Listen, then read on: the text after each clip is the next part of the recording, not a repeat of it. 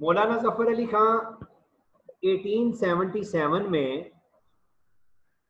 ضلع سیالکوٹ کے نواحی گاؤں کوٹ میرٹھ میں مولوی سراج الدین کے ہاں پیدا ہوئے۔ آپ کے والد پڑھے لکھے تھے، انہوں نے بچوں کو بھی تعلیم دلوائی۔ مولانا ظفر علی خان نے علی گڑھ سے ایف اے کرنے کے بعد ڈاک کے محکمے میں ملازمت اختیار کر لی، مگر ملازمت کی طرف رجحان نہ ہونے کی وجہ سے تعلیم کا سلسلہ دوبارہ شروع کر دیا۔ آپ کے والد محترم اپنے آبائی قصبے وزیر آباد میں ذمہ دار کے نام سے ہفت روزہ اخبار جاری کیا کرتے تھے۔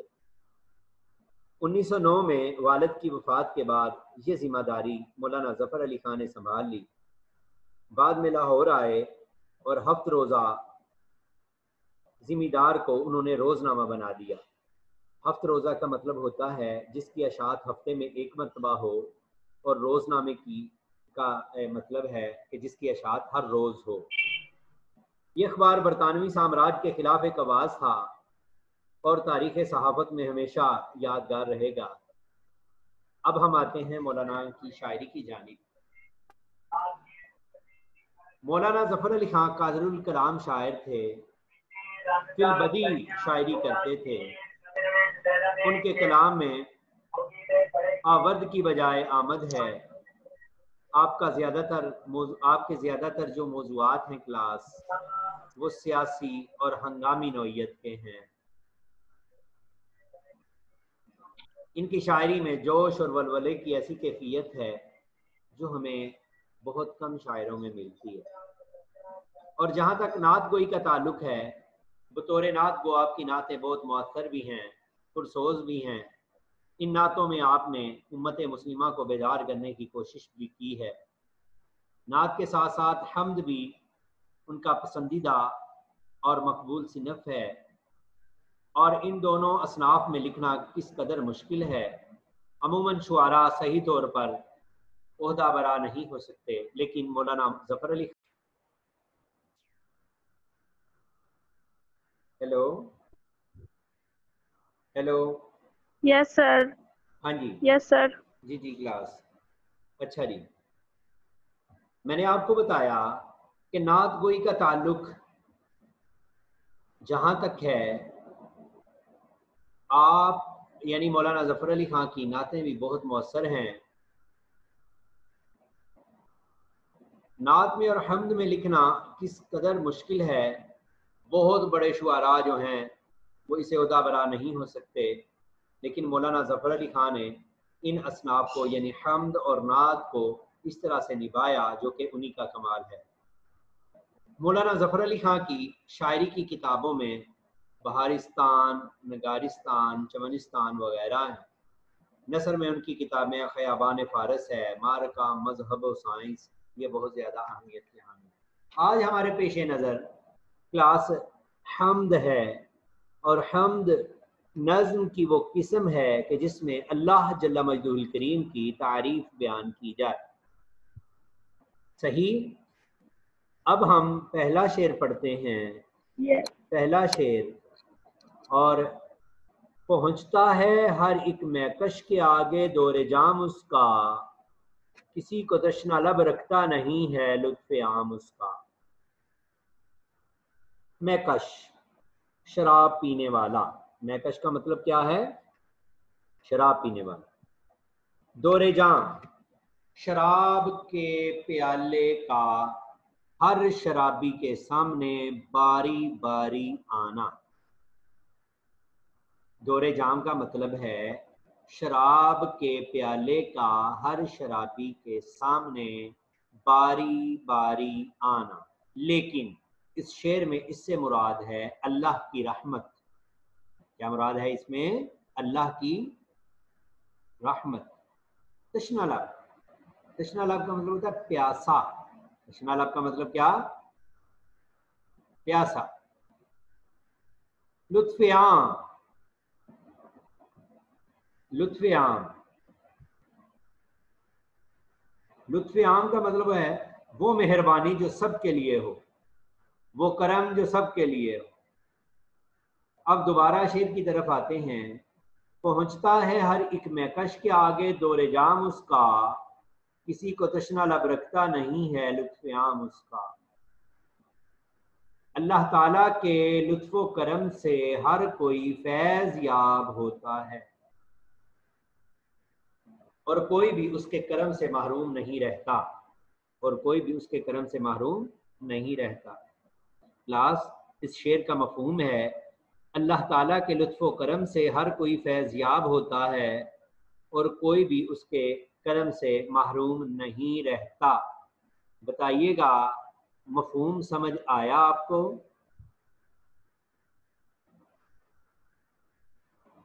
جی سر۔ ہاں جی،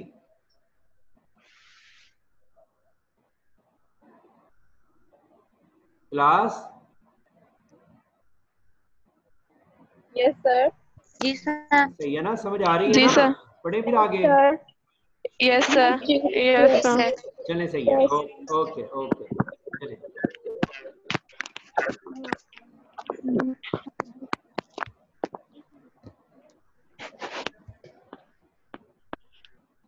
مولانا ظفر علی خان نے اس نظم کا عنوان خمستان ازل کا ساقی رکھا تھا۔ خمستان ازل کا ساقی، صحیح ہے؟ خ میم سین تے الف تا نون، خمستان ازل کا ساقی رکھا تھا۔ خمستان ازل کا ساقی کا مطلب ہے کلاس وہ شراب خانہ، کیا مطلب؟ وہ شراب خانہ جو ازل سے جاری و ساری ہے، اس کا ساقی۔ جو شراب خانہ ازل سے جاری و ساری ہے اس کا ساقی، یعنی شراب پلانے والا۔ ساقی کا مطلب ہوتا ہے شراب پلانے والا۔ مراد کیا ہے؟ اللہ تعالیٰ خمستان، اللہ تعالیٰ کیا ہے؟ خمستان یعنی ساقی۔ دور جام اور مہکش کے الفاظ کلاس اس شعر میں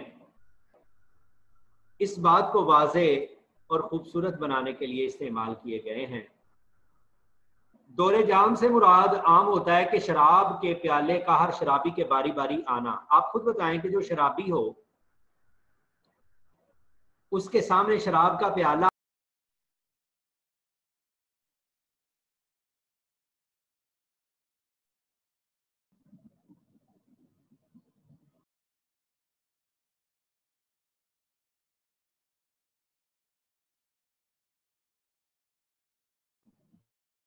ہوا سر۔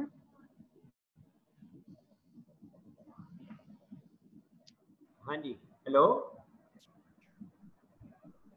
ہیلو یس سر۔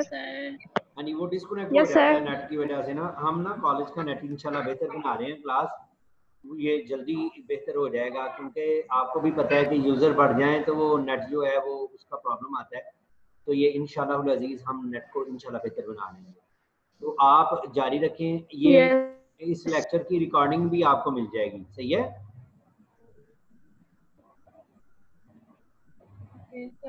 دور جام سے مراد میں نے آپ کو بتایا، دور جام میں آپ سے پوچھ رہا تھا کلاس کہ ایک شرابی ہو اس کو شراب کی کتنی زیادہ خواہش ہوتی ہے۔ اگر تمام شرابیوں میں شراب وقت پر ہر ایک کو مل جائے تو کیا شرابی ساقی سے خوش ہوں گے کہ نہیں؟ خوش ہونا بھی چاہیے کہ نہیں؟ ہونا چاہیے نا۔ اب شاعر استعمال کر رہا ہے دور جام سے مراد اللہ تعالیٰ کی مہربانیاں۔ دور جام سے مراد اللہ تعالیٰ کی مہربانیاں ہیں جس سے ہر ایک فیض یاب ہو رہا ہے۔ مہکش سے مراد ہر وہ شخص اور ہر وہ چیز ہے جو اللہ تعالیٰ کے کرم سے مسلسل فائدہ اٹھا رہی ہے۔ گویا جملہ مخلوقات اور موجودات جس میں جن، انسان، فرشتے، درندے اور پرندے شامل ہیں، اللہ تعالیٰ کو قرآن پاک کے آغاز میں رب العالمین کہا گیا ہے۔ ایک منٹ ہولڈ کرنا چاہیے۔ अस्सलाम वालेकुम। हाँ जी, मैं उत्ते बैठा आज लाइब्रेरी वो मीडिया की भी ली है हुण FSC की लै रहे हैं बाद एजुकेशन।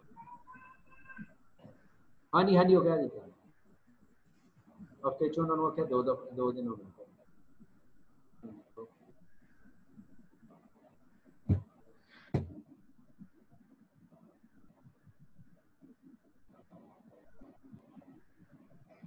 अल्लाह ताला को कुरान पाक के आगाज में क्लास रब्बुल आलमीन कहा गया, अल्हम्दुलिल्लाहि रब्बिल आलमीन कहा गया ना। और रब का मफहूम ये है कि वो ज़ात जो हर चीज को पैदा करके उसकी नशो नुमा के जुमला असबाब भी मुहैया करती है। रब का मफहूम जो है वो ज़ात है जो चीज पैदा भी करे और उसकी नशो नुमा के जुमला असबाब भी पैदा करे, और नशो नुमा के जुमला असबाब भी पैदा मुहैया करे और उसको तकमील तक भी ले जाए। जो रब का एक लफ्ज है, रब के मफहूम में ये देखिए कितनी वुसअत है, रब के मफहूम में कितनी वुसअत है कि रब वो है, वो ज़ात है जो हर चीज को पैदा भी करता है। रब वो ज़ात है जो उसकी नशो नुमा के जुमला असबाब भी पैदा करता है, और रब वो है जो इसको तकमील तक भी लेके जाता है। अल्लाह ताला अपनी तमाम मखलूकात को पैदा भी फरमाता है और तमाम मखलूकात की ज़रूरतों को पूरा भी करता है।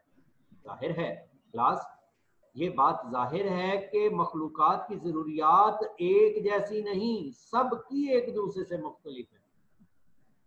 अल्लाह ताला सबकी ज़रूरियात उनके मुताबिक फरमाता है। वो राज़िक है, उसका काम रिज्क पहुंचाना है हर उसको जिसको उसने पैदा किया है, हर उसको जिसको रिज्क चाहिए, इंसान हो या हैवान, दरिंदे हों या परिंदे, जिन हों या फरिश्ते, नबातात हों या जमादात, हर एक की फितरत के मुताबिक उसी की नशो नुमा करना, उसे अरूजो कमाल तक ले जाना और हर नौ से उसकी हिफाजत करना रब और राज़िक का काम है।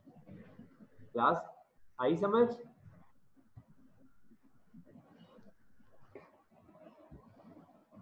Yes, sir. वो अजल से यही काम अंजाम दे रहा है। इसके निज़ाम में ना कोई कमी है ना कोई खामी है, ना किसी को महरूमी है ना किसी को मायूसी है। उसकी रहमत, उसका लुत्फ़ व करम, उसकी निगहदाश्त हर एक के लिए, हर एक के लिए, उनके लिए भी जो उसे मानते हैं और उनके लिए भी जो उसे नहीं मानते। ख्वाजा हैदर अली आतिश का एक शेर है, वो कहते हैं कि काफिर है मुनकर उसकी करीमी की शान का, काफिर है मुनकर उसकी करीमी की शान का, खाली प्याला कब कफे साइल में रह गया।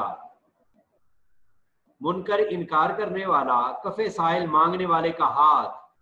शायर ये कह रहा है कि अगर तो किसी का प्याला खाली रह गया हो तो अल्लाह की जात का इनकार कर सकता है। जब सबको रिज़्क अता हो रहा है, जब कोई भी महरूम नहीं है, तो फिर अल्लाह का इनकार क्यों किया जाए। एक बात याद रखें, अगर आम मैकदे की बात करें, आम मैकदा कि आम जगह जहां पर शराब पी जाती है, आम मैकदे में साकी किसी से खुश होता है तो किसी से नाराज होता है। ऐसे ही है ना, जिससे खुश होता है उसे नवाजता है और जिससे नाराज होता है उसे महरूम रखता है। मगर अल्लाह ताला जल्ला मजदुहुल करीम एक ऐसा साकी है जिसके मैकदे के दरवाजे हर लम्हे के लिए खुले हैं। जब वो नवाजने पे आता है तो किसी को भी महरूम नहीं रखता। गुनाहगार भी उसकी रहमत के तलबगार हैं और पाकबाज भी। उसका दामाने रहमत बहुत वसी है, सबके लिए है। सिर्फ क्लास मांगने का ढंग आना चाहिए और दिल में यह अकीदा होना चाहिए کہ وہی دینے والا ہے، وہی رازق ہے، وہی پالنے والا ہے، وہی نوازنے والا ہے۔ اس شراب خانے میں کوئی پیاسا نہیں رہتا، بلکہ ہر ایک کو اللہ جل مجدہ الکریم کی ذات سیراب رکھتی ہے، بالکل ایسے جیسے بارش برستی ہے تو وہ ریگزار، خارزار اور گلزار کو یکساں نوازتی ہے، سورج چمکتا ہے تو اس کی کرنیں ہر ایک محل پر بھی اسی طرح پڑتی ہیں جس طرح ایک جھونپڑے پر۔ شاعر کہتا ہے وہ غنی ہے محتاج زمانہ اس کا، وہ غنی ہے کہ ہے محتاج زمانہ اس کا، کبھی خالی نہیں ہوتا خزانہ اس کا۔ مختصر یہ کہ اللہ تعالیٰ جل مجدہ الکریم کی رحمت جملہ موجودات عالم کو گھیرے ہوئے ہے، وہ ہر ایک کو اس کی ضرورت کے مطابق پالتا اور پروان چڑھاتا ہے، کسی پیاسے کو پیاسا نہیں رکھتا، ہر محتاج کی حاجت پوری کرتا ہے، اس کی رحمت سے مایوسی گناہ ہے۔ لا تقنطوا